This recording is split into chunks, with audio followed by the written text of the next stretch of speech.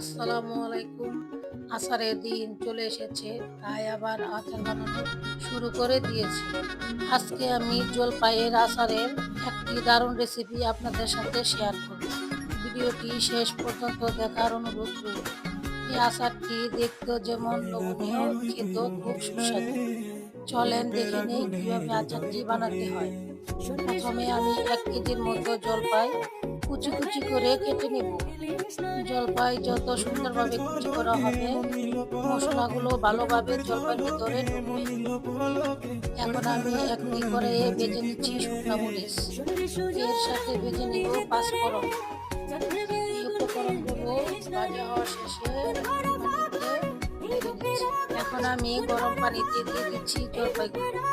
জলপাইগুলো বেশি সিদ্ধ করা যাবে না, হালকা ভাপ দিয়ে নামিয়ে নিতে হবে। জলপাইগুলো বেশি সিদ্ধ করা যাবে না, তাহলে জলপাই গলে যাবে। এখন দিয়ে দিচ্ছি হলুদের গুঁড়া এবং স্বাদ মতো লবণ। যদি আপনাদের কাছে বিট লবণ থাকে তাহলে লবণের পরিবর্তে বিট লবণ দিতে পারেন। এখন আমার জলপাইগুলো সিদ্ধ হয়ে গেছে। এখন আমি পানিগুলো জড়িয়ে নিব।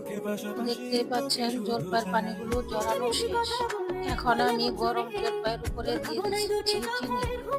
চিনিটা দিয়ে ঢেকে 10 মিনিট রেস্টে রাখবো, তাহলে চিনিগুলো জলপাইয়ের সাথে মিশে যাবে। এখন আমি চুলাটা জ্বালিয়ে দিব। দেখতেই পাচ্ছেন চিনিগুলো কত সুন্দরভাবে গলে গিয়েছে। এবার আমি আরেকটু ভালো করে মিশিয়ে নিব, যাতে চিনির কোনো দলা না থাকে। দেখতেই পাচ্ছেন জলপাইটি ভালোভাবে জাল এসে পড়েছে। এবার এর মধ্যে দিয়ে দিব ভেজে রাখা মরিচ আর পাঁচফোড়ন গুঁড়ো। শুকনা মরিচ আর পাঁচফোড়ন গুঁড়ো বেশি মিহিন করা যাবে না, আদা বাটা রাখতে হবে। এর মধ্যে দিয়ে দিচ্ছি স্বাদ মতো লবণ এবং মরিচের গুঁড়ো, যাতে করে কালারটা সুন্দর আসে। এখন আমি আস্তে আস্তে ভালো করে নাড়াচাড়া করে নেব। বেশি নাড়াচাড়া করা যাবে না, তাহলে জলপাইগুলো গলে যাবে। এখন আমি মিডিয়াম আঁচে জলপাইগুলো জাল করে নিচ্ছি।